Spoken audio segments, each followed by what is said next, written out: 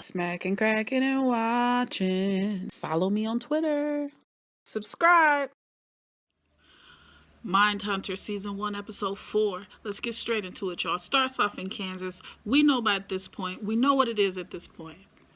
This fool's gonna do something. This ADT guy is straight up gonna do something. He's creep mode extraordinary. Be careful who you let in your home, who you allow in your home, whether it's delivery, whoever, when especially someone in that position, when they know all of your weak point, watch yourself. This fool knew. He's walking through the home slowly. He's noticing the small thing, and you're cheap about things. You're willing to cut corners is basically what that lady showed him. That husband and wife, they rather get a sign and a sticker than to do it the long way, the right way, the expensive way. I just see that going bad, man. What have they taught us about him so far? He's a stickler for details.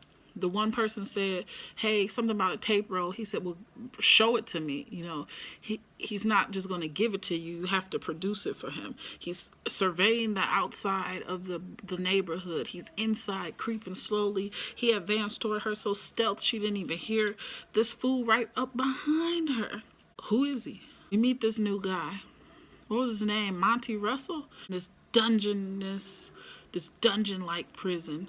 And he's done some horrible things. Oh, I thought Ed was horrible. This dude is sick. Initially, he wants to know if there's a cure for what he has. Can murderers be fixed? He's got this distorted humor. Cold-blooded, violent man. Multiple victims. No remorse. Until he said something about his brother had cancer and he let one girl go because she mentioned that. He baits them. He baits both of the officers to come back and bring him some Big Red. First of all, Big Red, not the high fructose corn syrup. I'm talking about Big Red with the cane sugar in the glass bottle with some barbecue. Do you know barbecue? B-O-B. Barbecue. Delicious. Oh. I might need to make a little gas station run and go grab some. So good, so good, so good. The car accident. Whoa, did y'all see it coming? Man, when that impact happened, I said to myself, oh yeah, this is it right here, man. It never goes as planned, as expected. At the blink of an eye, the whole game changes. The situation can be a flip-flop of whatever you thought it was. And sure enough, that's what Tinch said. I didn't see it coming. And he gets very vulnerable in this situation, in this whole, let's just say it, his partner. He informs him about his family life. Nancy and Bill and their adopted son who's having some issues. And it was interesting because usually after they go, after they're debriefing themselves or they're calming down and they're about to switch hotels or whatever it is, Bill gets on the phone and he talks to his wife. This time it was Holden doing the talking to Debbie. Very interesting that the tables are turning.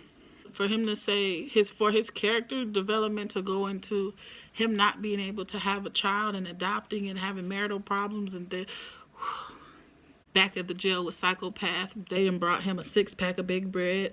They brought him a 6-pack of Big Red. And who knew that pop could be an icebreaker? Red beverage, that's so delicious. Could be an icebreaker like it is. And, crushing the can. Why do we crush the can? Says a lot, right? Family issues to being a petty thief to sexual assault over and over again to being transplanted to different places. And he felt that if he was with his father, his birth father, that things would be different. He would be ordinary. But how can we trust him? Because he's a liar. Altoona. First of all, I never heard of it. I heard of tuna, but not Altoona. Sure enough, like I said last episode, present what they present during the lecture, and they walk out and they just wait on if anyone bites, if anyone's willing to say, hey man, can I talk with you for a moment? Can I rap a taste? Anything. Sure enough, this officer, Red, comes up to them and he says, hey, you mind if I bother you for a minute? You get to see these gruesome pictures. Incision.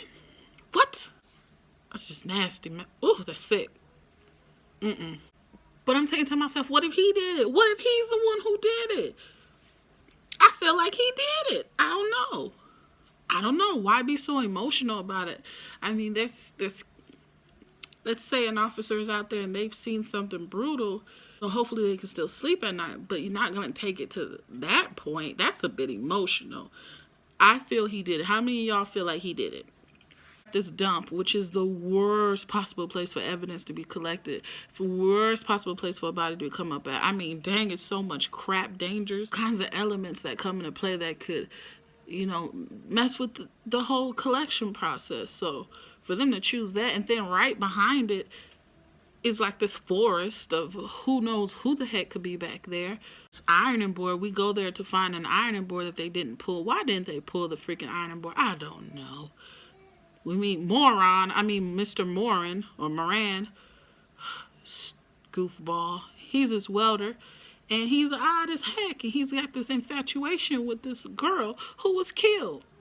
So, suspect number one, right? Suspect number two would have to, okay, 3 people. The fiance who's MIA, Moran, and the cop.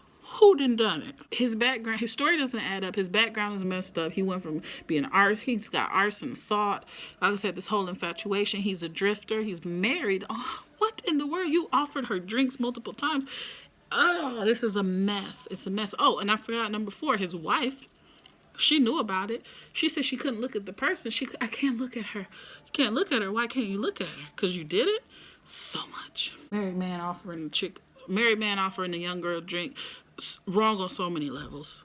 End of it, the team is able to get some funding, which is bananas. Shepard bringing in hundreds of thousands of dollars for them to do their thing. I like it. I like the visuals this episode. Shouts out to Pepsi products.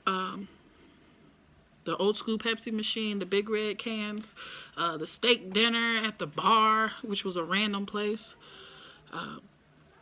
Shouts out to Noya in the comment section. Shouts out to everybody. I think Urban Chick had wrote not that long ago.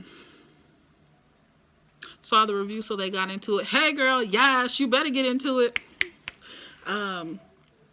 It's a good show, man. I'm moving along. Don't y'all spoil nothing. If y'all watch this review, don't spoil anything for me, because I'm giving it to you in the process that I'm watching tonight. So don't tell me what's happening before. You got it? It's gonna be interesting. It's an interesting ride, because I need to know who is this ADT guy. Will they drop his name? He's got the pencil protectors with no name tag, or the pen protectors. Oh, so much going on. Kansas. I'm sure episode 5 they're gonna start it off in Kansas, and I'm ready. Let's get it, y'all. Let's get it. Peace.